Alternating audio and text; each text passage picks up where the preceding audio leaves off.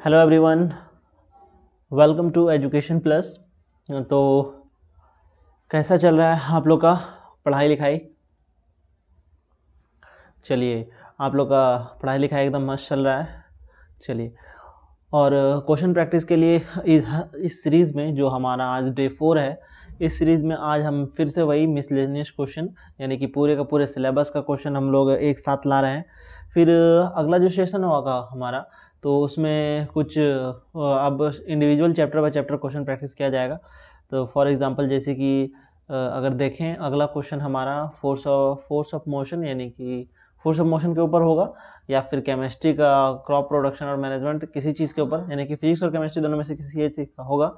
फिर ऐसे single single chapter करने के बाद फिर मैथ का क्वेश्चन लाएंगे, और फिर तैयारी करना कैसे क्वेश्चन प्रैक्टिस टेस्ट देते हैं हम लोग, आप लोग को तो पता ही होगा।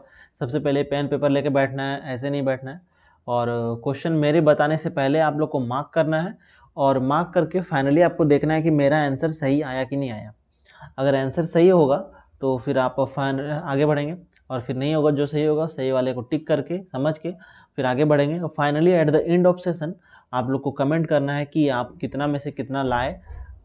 ठीक है, आप लोग को पता चलेगा, क्वेश्चन देने के बाद आप लोग को रियलाइज़ हो जाएगा कि कैसे किस लेवल का प्रिपरेशन चल रहा है, और फिर आप लोग खुद ब खुद अंदाज़ा लगा लेंगे कि किस लेवल पे हम लोग की तैयारी चल रही है। चलिए, काफ़ी बात हो गई, अब हम लोग क्वेश्चन प्रैक्टिस के चलिए आगे बढ़ते हैं। चलिए, क्वेश्चन प्रैक्टिस के सीरीज़ को हम लोग आगे बढ़ाने वाले हैं। आज हमारा डे 4 है। चलिए, फर्स्ट क्वेश्चन है हमारा। चलिए, फर्स्ट क्वेश्चन हमारा क्या चीज़ है? Which of the following is not a fossil fuel? Fossil fuel, तो फॉसिल फ्यूल क्या चीज़ होता है? सबसे पहले क्वेश्चन टेस्ट दे रहे हैं तो इस ऐसा नहीं है कि सिर्फ क्वेश्चन रट लिए और निकल लिए।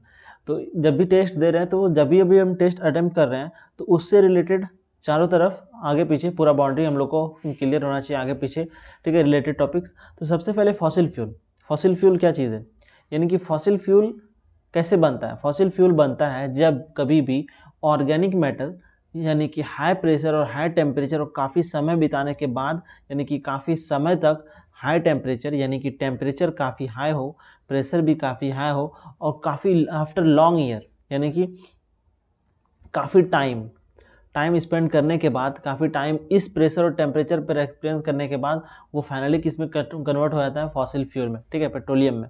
तो इसमें से कौन सा जो है वो क्या चीज़ है? एक फॉसिल फ्यूल नहीं है। तो डीजल जो है, डीजल एक फॉसिल फ्यूल है, पेट्रोल भी एक फॉसिल फ्यूल है, डीजल एक फॉसिल फ्यूल है, ठीक है। तो इसमें कौन सा फॉसिल फ्यूल नहीं है? तो इसमें वुड जो है, लकड़ी, ये क्या है? एक फॉसिल फ्यूल नहीं है। समझ पा रहे हैं आप लोग? चलिए, फिर हम लोग आप आगे देखते हैं। कह रहा है rayon is often from, rayon हम लोग को किससे मिलता है? ठीक है, रेयन हम लोग किससे मिलता है? क्वेश्चन ऑप्शन फर्स्ट है, ठीक है, कोयला, पानी, तेल, या फिर दूसरा है लकड़ी, उसके बाद दूसरा है एक्रेलिक, तीसरा है, फिर फोर्थ है पशु। तो हम लोग को इसमें से किस चीज़ से हम लोग को रेयन मिलता है? तो रेयन हम लोग को मिलता है वुड पल्प से, ठीक है, यानी कि लकड़ी गुदा, ठीक है, यानी कि किससे मिलता है हम लोग को? वुड पल्प से। अब वुड पल्प क्या चीज़ है?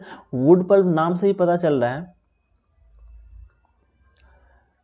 वुड पल्प ये तो एक नेचुरल सब्सटेंस है, लेकिन ये तो आर्टिफिशियल है। हाँ, रेयन एक आर्टिफिशियल है, ठीक है, लेकिन वुड पल्प को ही हम लोग लैब में प्रोसेस करने के बाद हम लोग को रेयन मिलता है। हो गया, लैब का इन्वॉल्वमेंट हो गया, यानी कि ह्यूमन का इन्वॉल्वमेंट हो गया, तो तब तो ये तो ज़रूर है कि ये किससे बना हुआ होगा, यानी कि आर्टिफिशियल ही है। चलिए, फिर हम लोग नेक्स्ट देखते हैं। अगला थर्ड क्वेश्चन है। थर्ड क्वेश्चन है हमारा, व्हेन ए कॉपर वेसल, जब कभी भी हम लोग एक तांबे का बर्तन को, यानी कि नमी वाले एरिया में रखते हैं, तो कुछ समय के बाद उस तांबे के बर्तन पे एक ग्रीन कलर का, यानी कि हरे रंग का एक पतला परत जम जाता है। उस परत को क्या बोलते हैं, यानी कि उसको कहते क्या है? रिएक्शन लिखने ज़्यादा अच्छे से समझ में आएगा। सबसे पहले किसको करना है? कॉपर को किसके साथ? मॉइस्ट ऑक्सीजन, यानी कि oxygen plus H2O, moist oxygen हो गया ये, ठीक है। जब भी इसके साथ रिएक्शन करता है तो क्या बनाता है? कॉपर CuCO3, कॉपर कार्बोनेट, ठीक है, कॉपर कार्बोनेट बनाता है, और क्या बनाता है? CuO, copper oxide. तो यानी कि कॉपर कार्बोनेट और कॉपर ऑक्साइड, तो इसका सही आंसर कौन सा हो जाएगा? Copper carbonate and copper hydroxide, ठीक है, कॉपर कार्बोनेट और कॉपर ऑक्साइड। ये नहीं, यहाँ पर कॉपर ऑक्साइड है सिर्फ, ठीक है। कॉपर कार्बोनेट सही है लेकिन कॉपर हाइड्रोक्साइड है, हाइड्रोक्साइड नहीं, copper oxide and copper carbonate का सी नंबर बिल्कुल सही आंसर है, ठीक है। तो देखिए ये जो ग्रीन कलर जो आता है उस लेयर के ऊपर जो ये ग्रीन कलर आ रहा है वो किसकी वजह से आ रहा है, इसकी वजह से, कॉपर कार्बोनेट की वजह से। और इसका एक कलर क्या होता है, इसका कलर होता है ग्रीन, ठीक है। तो जरा आंसर पढ़ लेना सही से, लिखा हुआ है यहाँ पर कॉपर कार्बोनेट और कॉपर हाइड्रोक्साइड लिखा हुआ है, हाइड्रोक्साइड नहीं, कॉपर ऑक्साइड और कॉपर कार्बोनेट। चलिए अब फोर्थ क्वेश्चन की ओर बढ़े हम लोग। लिखा हुआ द मोस्ट अबंडेंट, 2 बार लिख दिया गया है,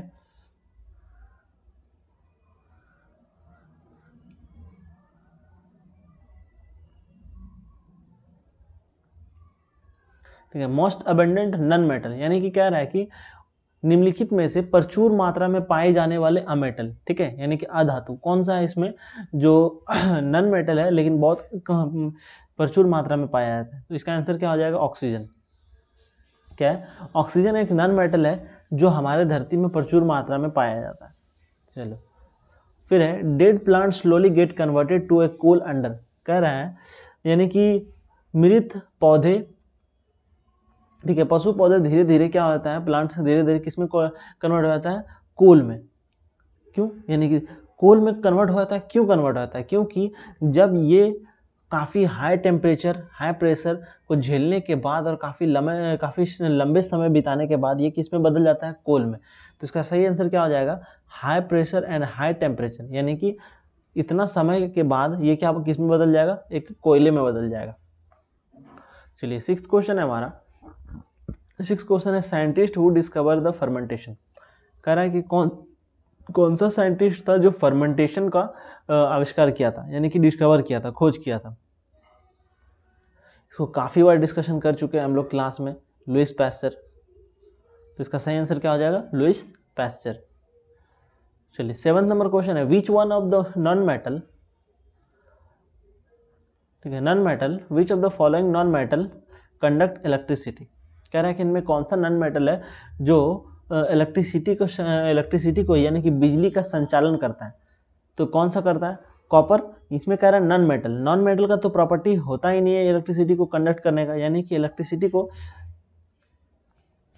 इलेक्ट्रिसिटी को कंडक्ट करने का तो उसके पास पावर ही नहीं रहता है। लेकिन कुछ एक्सेप्शन है जो इलेक्ट्रिसिटी को कंडक्ट करता है। फॉर एग्जाम्पल जो हम लोग पढ़े थे वो क्या था, ग्रेफाइट, ठीक है। लेकिन इससे कुछ रिलेटेड और क्वेश्चन क्या बन सकता है, क्वेश्चन ये बन सकता है कि name the metal, name the non metal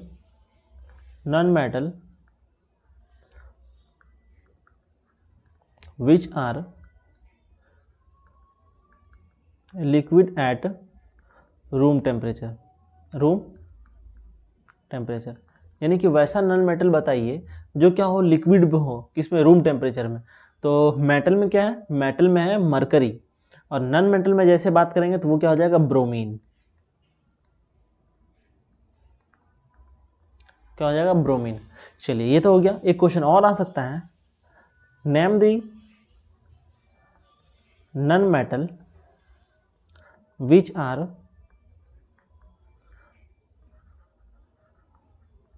lustrous in nature.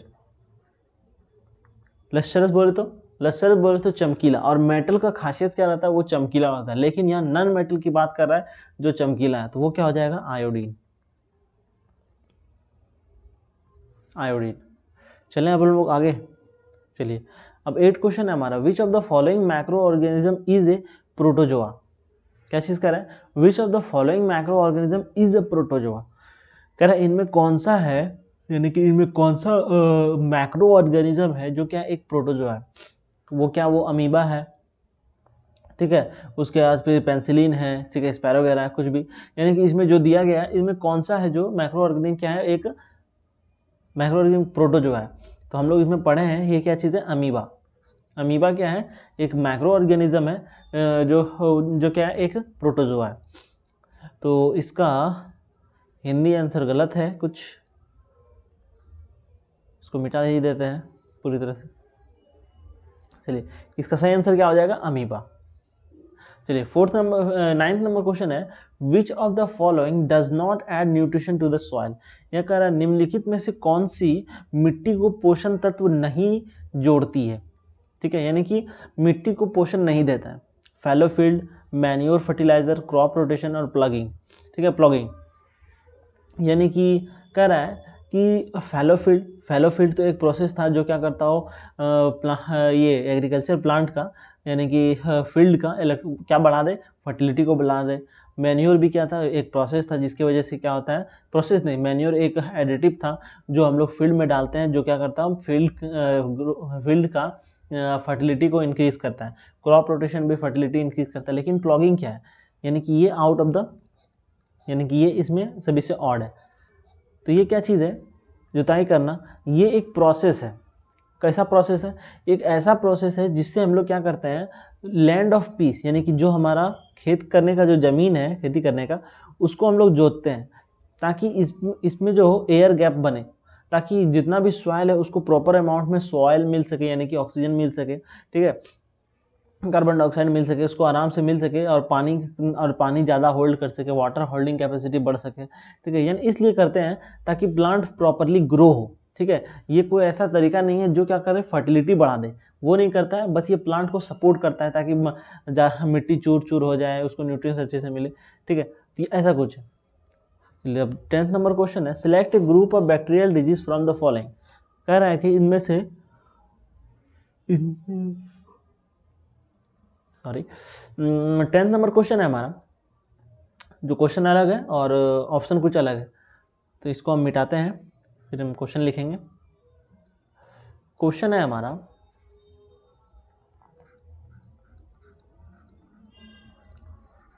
Which of the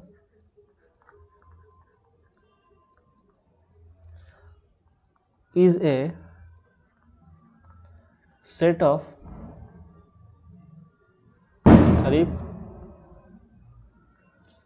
kharif crop. Question क्या कह रहा है कि निम्नलिखित में से कौन सी जाति किसका है, खरीफ क्रॉप का है।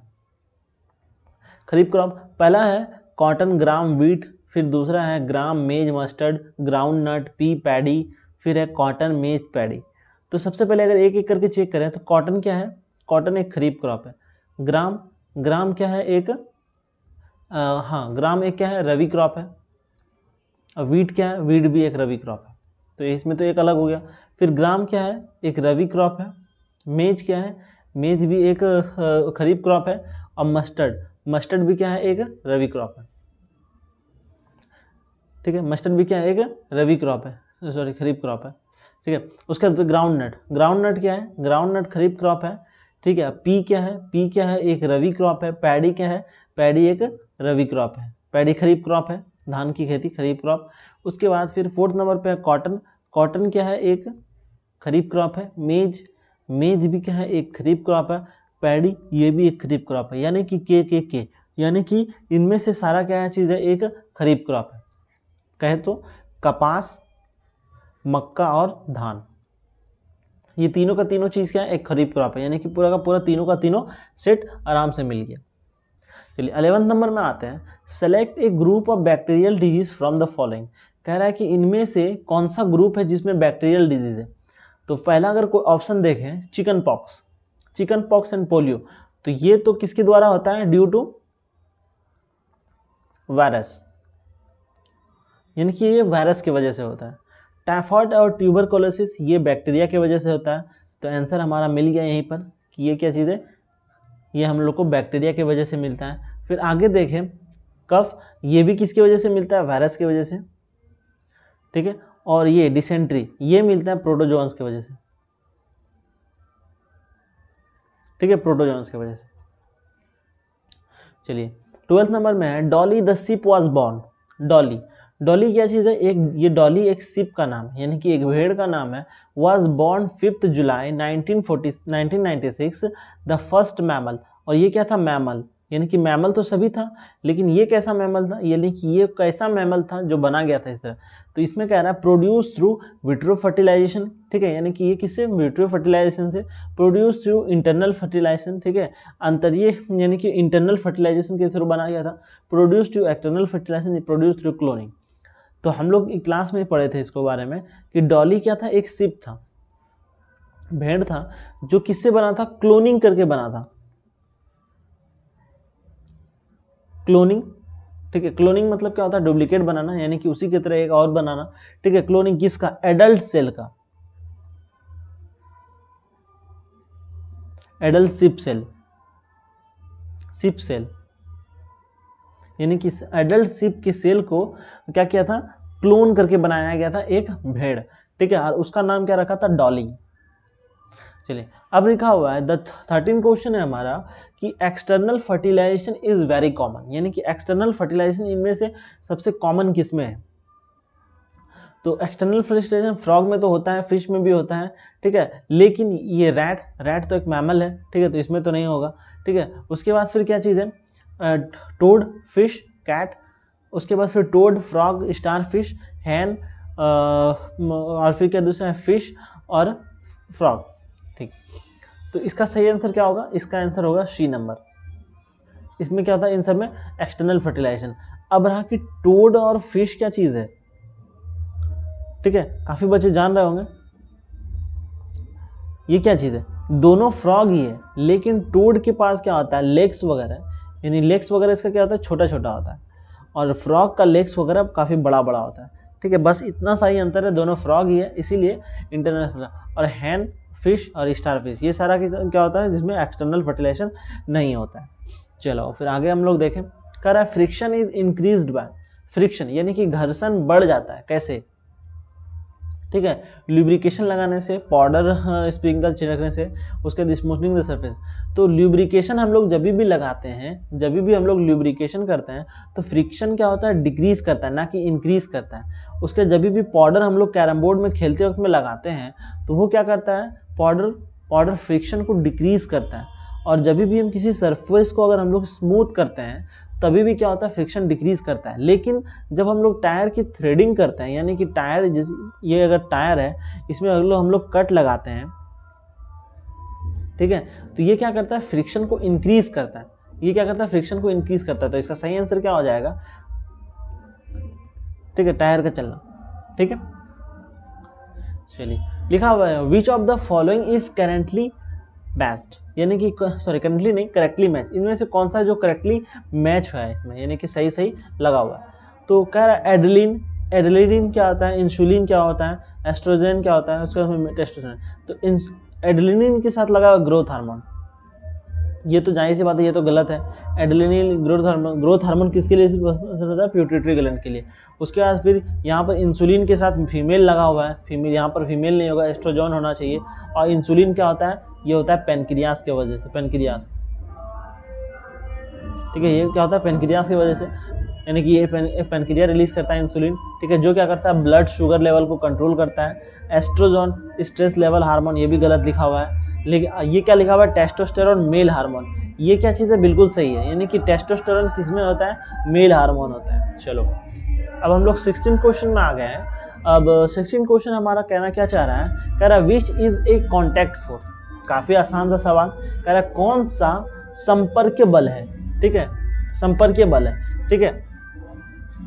पहला जैसे कि इसमें लिखा हुआ है चुंबकीय बल, घर्षण बल, गुरुत्वाकर्षण बल, ठीक है, यानी कि electrostatic force, magnetic force, friction force, gravitational force, कौन सा है इसमें। तो हम लोग जानते हैं कि इलेक्ट्रोस्टैटिक फोर्स क्या होता है, जब कोई दो चार्ज कुछ डिस्टेंस पे रखा हुआ रहता है, तब इसके ऊपर फोर्स लगता है। फोर्स होता है K Q1 Q2 bye r square. मतलब है कि इसको फोर्स एक्सपीरियंस करने के लिए इसको फिजिकल कांटेक्ट का कोई ज़रूरत नहीं है, ये ऐसे डायरेक्ट कांटेक्ट हो जा रहा है, ठीक है, यानी कि ये क्या है, एक नॉन कांटेक्ट फोर्स है। चलिए मैग्नेटिक फोर्स, मैग्नेटिक फोर्स भी क्या एक नॉन कांटेक्ट फोर्स है। ये कैसे एक्सपीरियंस होता है, जब कभी भी दो मैग्नेट, इसका नॉर्थ पोल इधर है, साउथ पोल इधर है, साउथ पोल इधर, नॉर्थ पोल इधर है, तो ये क्या करेगा, एक दूसरे को अट्रैक्ट करेगा, अट्रैक्ट नहीं, एक दूसरे को अट्रैक्ट इन द सेंस यानी कि यहाँ पर तो रिपेल होगा, यानी कि दोनों पोल सेम सेम है, ठीक है, यानी कि एक दूसरे को इंटरेक्ट करेगा, ठीक है, इंटरेक्ट करेगा यानी कि एक दूसरे को महसूस करेगा, ठीक है। तो ये क्या चीज़ है, एक नॉन कॉन्टैक्ट फोर्स है, फिजिकल इंटरेक्शन कुछ भी नहीं हो रहा है। और फ्रिक्शनल फोर्स, ये फ्रिक्शनल फोर्स कब लगता है, ये फ्रिक्शनल फोर्स तभी लगता है जब कोई बॉडी मोशन कर रहा हो तो उसके जस्ट अपोजिट में ये फ्रिक्शन फोर्स एक्ट होता है, यानी कि friction force always act opposite to the motion of body, यानी कि इधर मोशन हो रहा है तो इसका इधर क्या होगा, फ्रिक्शन, यानी कि मोशन इधर हो रहा है, फ्रिक्शन फोर्स इसका इधर लगेगा, यानी कि इसका सही जवाब क्या हो जाएगा, फ्रिक्शन फोर्स। और ग्रेविटेशनल फोर्स क्या होता है, ग्रेविटेशनल फोर्स दो मास के बीच में लगता है, ये m1 ये m2, यानी कि इन दोनों के बीच में क्या लगेगा, ये ग्रेविटेशनल फोर्स लगेगा। और ग्रेविटेशनल फोर्स का फॉर्मूला क्या होता है, अगर यहाँ लिखे हैं, फोर्स इज इक्वल टू होता है G is equal to force is equal to G m1 m2 by r square, same formula है, यानी कि जो कूलम्ब्स लॉ है वही same to same gravitational force का भी फार्मूला। चलिए अब 17 क्वेश्चन में हम आ चुके हैं, और 17 क्वेश्चन में कहना क्या चाह रहा है, कौन सा दबाव का इकाई नहीं है, यानी कि इनमें से कौन सा दबाव का इकाई नहीं है, यानी कि यूनिट नहीं है। दबाव किसको बोलते हैं, प्रेशर हम लोग बोलते हैं किसको, प्रेशर, ठीक है। प्रेशर इज इक्वल टू होता है फोर्स बाय एरिया, ठीक है, यानी कि फोर्स बाय एरिया, ठीक है। फोर्स क्या होता है, फोर्स इज इक्वल टू होता है, फोर्स का होता है अब हम लोग इसका यूनिट लिखना है, यूनिट क्या होता है, फोर्स इज इक्वल टू होता है ma, मास इनटू एक्सेलरेशन, ठीक है। अगर हम लोग ड्राइव पे जाएंगे तो अभी काफी दूर हो जाएगा, लेकिन हम लोग जानते हैं फोर्स का होता है न्यूटन, फोर्स का ऐसा यूनिट क्या होता है, न्यूटन, ठीक है, फोर्स का ऐसा यूनिट न्यूटन, फोर्स और एरिया क्या होता है, मीटर स्क्वायर। अगर हम लोग कहें तो न्यूटन मीटर स्क्वायर। प्रेशर ये तो सही है, यानी कि सी नंबर तो बिल्कुल सही है, यानी ये तो आंसर नहीं होगा। कह रहा है कि विच of the following is not correct, जो करेक्ट, यानी कि ये तो सही है, पास्कल भी हम लोग जानते हैं प्रेशर का यूनिट होता है, और डाइन ठीक है, यहाँ पर कुछ एरर है, डाइन पर सेंटीमीटर स्क्वायर होगा यहाँ पर, ठीक है, यानी कि ये सीजीएस यूनिट में है, ठीक है। तो ये भी क्या है, प्रेशर का यूनिट है, लेकिन यहाँ पर कुछ गलत लिखा हुआ है। एरिया क्या होता है, मीटर स्क्वायर में होता है, यानी कि 2m मिलने के बाद, यानी कि एरिया कैसे होता है, ये लेंथ है ये भी लेंथ है, यानी कि l स्क्वायर, यानी कि l स्क्वायर, यानी कि यहाँ पर मीटर स्क्वायर होना चाहिए, लेकिन यहाँ पर सिर्फ मीटर दिया हुआ था, यानी कि ये गलत है। तो हमारा आंसर, सही आंसर क्या हो जाएगा, ये वाला। चलिए अब हम लोग 18 क्वेश्चन पे आ चुके हैं। 18 क्वेश्चन हमारा क्या कह रहा है, इफ, यदि निम्नलिखित ईंधनों को सामान्य मात्रा में पूरी तरह से जलाया जाएगा, ठीक है, तो जलने पर ऊष्मा की अधिकतम मात्रा प्राप्त होगी। क्वेश्चन क्या कह रहा है कि जब कभी भी हम लोग दो फ्यूल को, अगर आपस में हम लोग दो फ्यूल को नहीं, सॉरी, नीचे कुछ फ्यूल रखा हुआ है, उस फ्यूल को अगर हम लोग जलाएंगे, सपोज करते हैं यहाँ पर एक फ्यूल है, यहाँ पर एक फ्यूल है, यहाँ पर एक फ्यूल है, यहाँ पर एक फ्यूल है, सब फ्यूल को अगर हम लोग जलाएंगे तो इनमें से सबसे ज्यादा हीट कौन देगा। तो अगर हम लोग याद रखें कि पेट्रोल, डीजल और सीएनजी, जब इन तीनों को जलाएंगे तो फ्यूल का क्या होगा, वैल्यू सेम होगा, ठीक है। लेकिन एलपीजी का, ठीक है, यानी कि लिक्विफाइड पेट्रोलियम गैस का क्या होगा, मैक्सिमम हीट होगा। बोले तो इसका कैलोरीफिक वैल्यू इन सबसे अधिक है, तो इसका सही आंसर क्या हो जाएगा, लिक्विफाइड पेट्रोलियम गैस, ठीक है, लिक्विफाइड पेट्रोलियम गैस। चलिए समझ गया।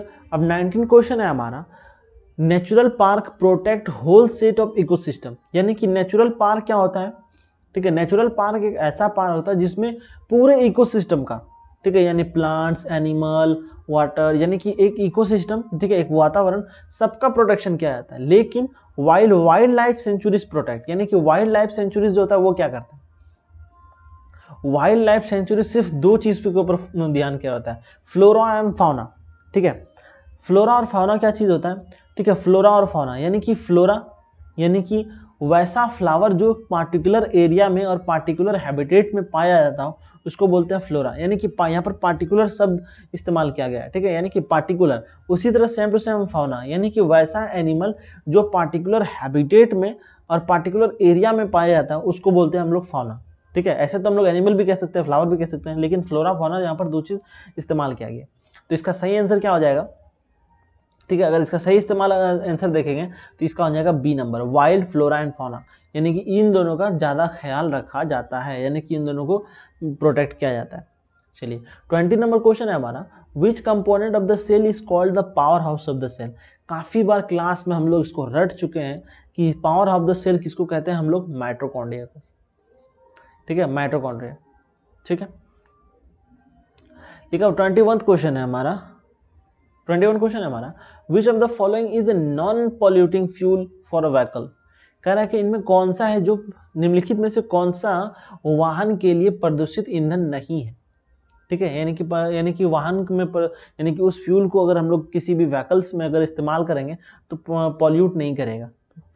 पेट्रोल को जलाते हैं, ठीक है, यानी कि ये तो जलता है, हाइड्रोकार्बन है, लेकिन जब ये जलता है तो पॉल्यूशन करता है, ये भी करता है, ये भी करता है, लेकिन कंप्रेस्ड नेचुरल गैस जो है, ठीक है, ये जब जलता है पॉल्यूशन करता नहीं है, बहुत कम करता है, ना के बराबर।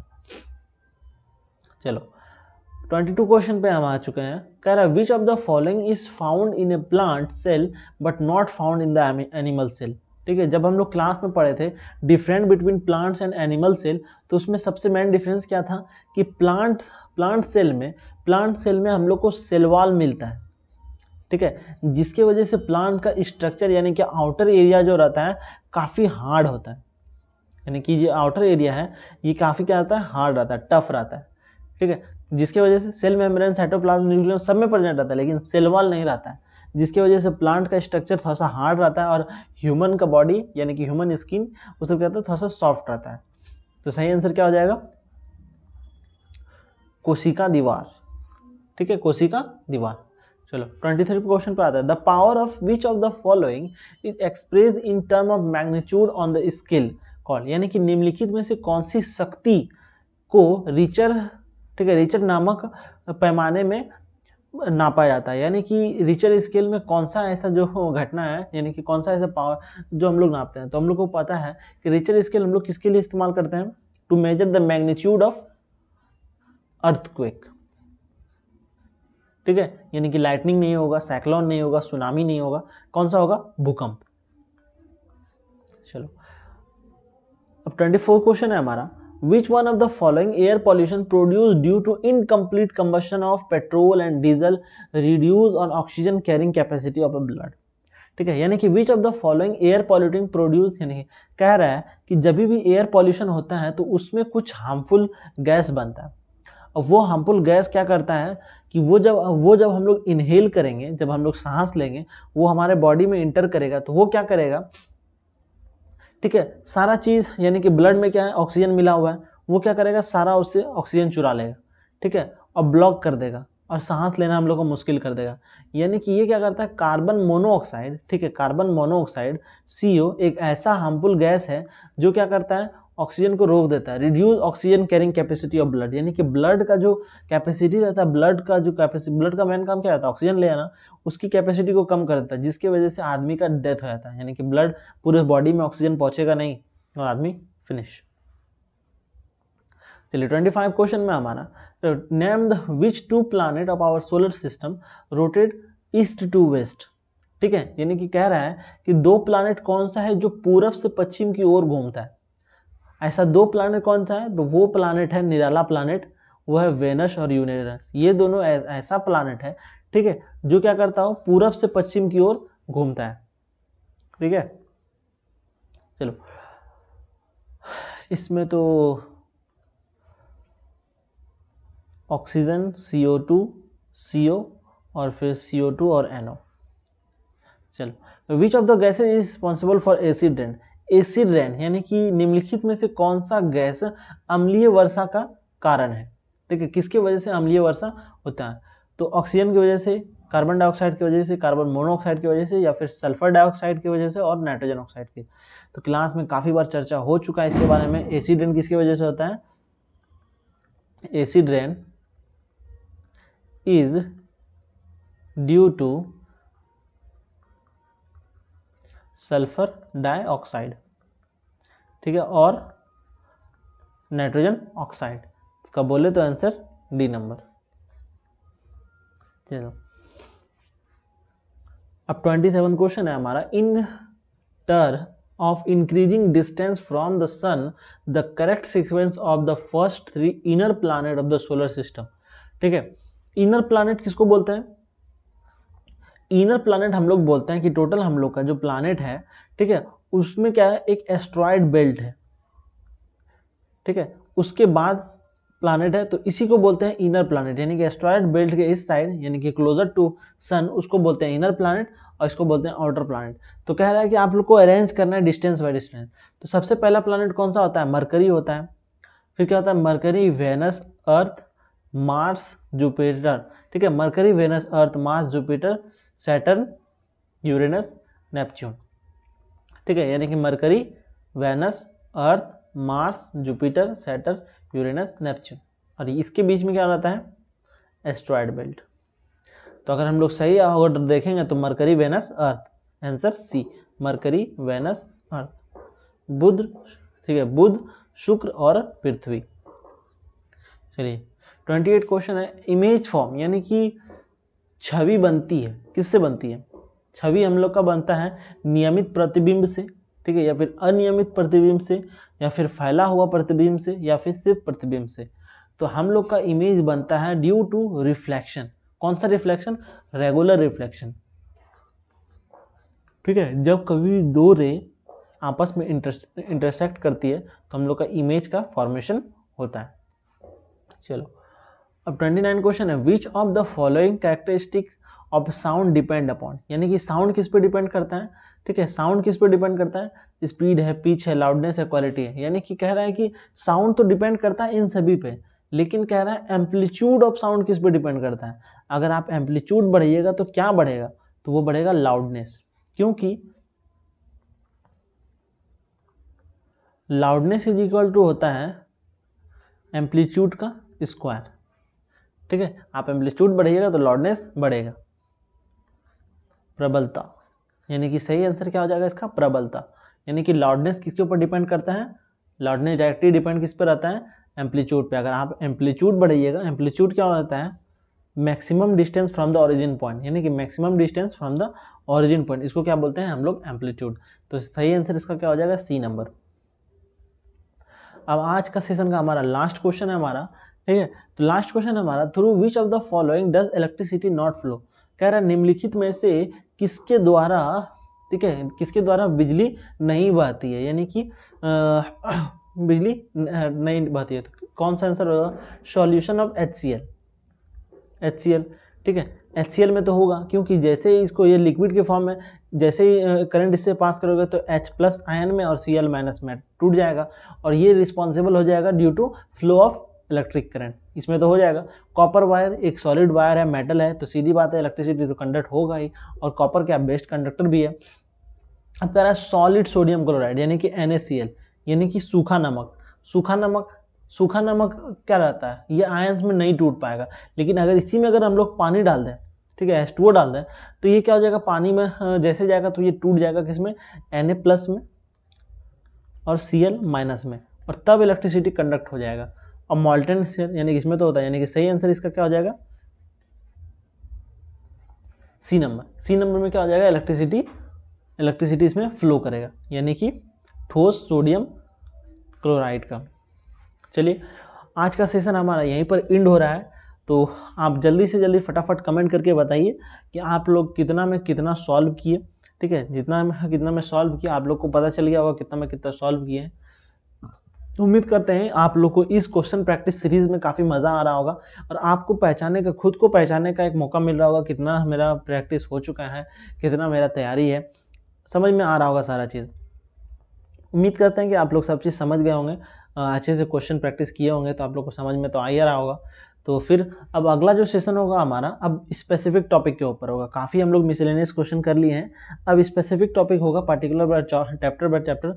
तो जैसे कि फॉर एग्जांपल क्रॉप रोटेशन और मैनेजमेंट, यानी कि क्रॉप प्रोडक्शन और मैनेजमेंट का हो जाएगा, फिर या फिर फिजिक्स का कर सकते हैं, किसी का भी कर सकते हैं धीरे धीरे। फिर अब मैथ का भी लाना है, तो बने रहिए और चैनल को सब्सक्राइब कीजिए और बेल आइकन भी बजा लीजिए।